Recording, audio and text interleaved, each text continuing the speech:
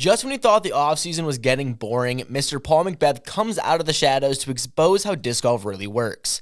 I'm Jefferson from the disc golf world on the third day of Discmas, with the weekend wrap-up breaking down everything disc golf you missed from the weekend. Paul McBeth recently made an appearance on the Party podcast. Many thought he would share his perspective as a new father while still being a professional disc golfer. It would make sense as one of the hosts is his wife. But instead, in McBeth fashion, he exposes how pro disc golfers' contracts are set up. He would go on to say, there's a lot of things that can be behind the scenes. Like I have some things in my contract that people don't know about. There are things that weren't made public, just guaranteed numbers was. Very few pro contracts are public, and since there is no market cap for manufacturers, there isn't a reason to make the contracts public, unless on the occasion it makes them look good, such as the few we know that are multi-million dollars. These companies have no benefit in releasing any of the bonus structures they have. On a few occasions, we've heard pros talk about getting a bonus for their rating, winning, or playing well in general. McBeth is guaranteed $10 million in his 10 years with Discraft, but that he does not include his bonuses or royalties, so maybe that McLaren wasn't the worst idea. Paul would go on in the podcast to say that Ricky Wysocki is guaranteed $4 million for 4 years, but he could be making double or even up to 5 times that amount depending on the year. McBeth estimated the fluffed up version of Ricky's contract could be up to $20 million if he happened to win half the events he played. I think we're out of the era in disc golf in which one person can win that many events. But even if we take a look at Isaac Robinson's contract, Paul said that he probably doubled his cash earnings at this year's Worlds alone. He got $30,000 from the PDGA, while Prodigy nearly matches it through his bonus structure. Granted, Paul saved himself with the "it depends" line. Every player contract is designed differently, but it was fresh to get a new perspective on pros contracts. And coming from the guy who has the biggest one, I don't know if there's anyone who'll know more behind the scenes than Paul. We also should keep in mind that as awesome as it is to see these top pros contracts and to be amazed at the amount of money they're getting, we gotta remember for each of those big contracts, there are so many more 1-year 10K contracts that might include travel expenses, entry fees, and whatever else is negotiable. One thing McBeth highlighted that I think is important to remember is that sponsorships is a privilege. People don't understand. You're not entitled just because you're good. If no one likes you, you're not going to be selling product, which is the whole purpose of the sponsorship. I disagree with this to a point. Now don't get me wrong, if you're good and consistently putting yourself in contention, more than likely fans will be attracted to that player. Calvin Heimberg comes to mind. He doesn't have to be an outgoing personality, he just needs to show up and play the way he does. It is a lot easier for a player who is already good to gain fans because at the end of the day, spectators like good disc golf. So if you compare that with a semi-decent personality, you're set. Look at Girthy. He has all the skills and has proven to be able to take down big wins, but how often do we hear him in contention of winning throughout the season? But I would say he is a safer spot on the team than Joel Freeman, who is 18th in the world rankings while Double G is 48th. But how many more people know and like Girthy? The way he has been able to market himself not only as a pro disc golfer, but as a personality. At this point, I'd bet a bag of Double G jerky has a better chance to be on the lead card over Girthy himself. This is a compliment I would like to add, because look at this new area in our sport he has found success in. Joel might be more likely to win a big event, but at the end of the day, what does Innova care about more? Another random win, or a player who can sell out of their Tour Series disc?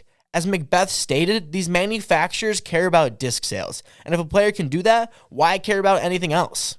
Selfishly, companies should want good personalities over winners, because then they can pay their players less.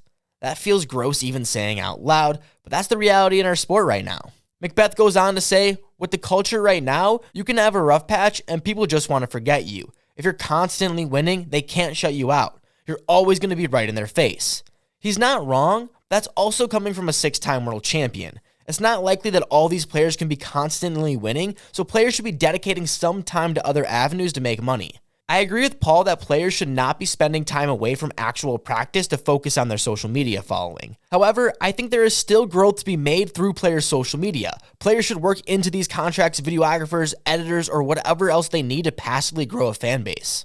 I don't know how a manufacturer doesn't hire these people to record all of their players already. Now your athletes don't have to spend any time away from the sport to have clips, and if they want to do more, they can do that on their own time. It's a positive thing that McBeth is speaking up about issues like these to hopefully pave a path for the future of disc golfers. As sad as it is, players right now have to sacrifice a bit for the next generation to prosper. The more players speak up and try to improve the system, the better it will be for the long run of the sport, especially for all of the young guns out there waiting to get on the pro tour. Wouldn't it be better if 18-year-olds weren't spending the night at Cracker Barrel parking lots alone for weeks at a time? That's not an exaggeration either. I was there with some of them. I understand that this is their choice, but that's only because that's still an option. Years down the road, I hope all players are getting places to pay for or flights. Anything to make life easier for them as they deserve it. I'm someone who has made remarks about how players should step back and appreciate they get to throw a frisbee for a living. But after seeing some of the stuff they have to endure, I realize it's not as easy as it sounds. Even living in the minivan sometimes, I felt I had it easy. Talking to some of the lower-ended pros about missing cash and how they had to try to find some local C-tiers on their route home just to have enough gas money. That's a true story that blows my mind. Also, if you've ever wondered the difference between even the lower pros on the tour and casual so-called local pros, when I asked what would happen if they lost in the C-tier, they all just laughed. In other news, Vlogmas is officially underway, not only for the disc golf world, but a lot of other content creators as well. It might be the off-season, but get ready to be pushed tons of new disc golf content. We even have the pleasure of Drew Gibson, Paul Ulibarri, and fan of the show Simon Lizotte getting together to make some videos. I have my bet on who orchestrated these collabs, but drop a comment below who you think. While you're down there, let me know who I need to be watching this Vlogmas. So far, my favorite is AB. I love the long uncut videos of him just throwing super long. Also, best intros on YouTube. Simon is always a good watch, but you already knew that. Drew Gibson's new video is good if you want to feel like you were playing with them. By that, I mean never using your shot and staying in silence. The legend Conor O'Reilly is back for Vlogmas. If you ever thought I need more Yuli, he's here all December. Give my boy Bodanza a watch, even though odds are you already do. If you want to watch the only person I know to wear shorter shorts than me, check out the guy Broderick. And if you can't get enough of watching people play shitty local courses, you need to head over to Nate Turner's channel. Or you can stick to watching Disc Golf Jesus, who's been doing Vlogmas for over 200 days straight. Guy must love Christmas. Need more pro content? Wild Runs Disc Golf is the man to follow. Don't care what's posted and just want to watch disc golf? Iceberg TV is what you need. Swanky being swanky, bringing the heat for the wintertime. And if you want some fresh disc golf content for the month, I got you covered. If you throw over 500 feet, you have to start a DG YouTube channel. It's the rules, so go follow Ashton Good. Andrew Bell found a disc better than the Zone OS on day 2 of Vlogmas. Spoiler, it's just every other disc. Too much of a bitch to play in the cold, Aaron Christensen will humble you with his daily Disc Golf Valley videos. If you're insecure, you might want to stay away, but if you can handle the heat, subscribe to Birdogi. Well, now you have more disc golf content to watch than you know what to do with. If you find someone you like, make sure to tell them Disc Golf World sent you over. Let's make this month a huge push for disc golf in the middle of the offseason. Wouldn't that be cool? In other news, Paul McBeth drove 10 hours with the family to Cactus Rock. The updates are looking quite impressive. Dylan, let the boys at the Disc Golf World know when we can come down and play. Kevin Kiefer III, who suffered a torn ACL 12 weeks ago, was cleared to start jogging. He went on Instagram to say, "The grind won't stop until I'm back to 100% and can get back on the pro tour." A fan was spotted at the SEC Championship rocking a Ricky Wysocki bucket hat in the stands.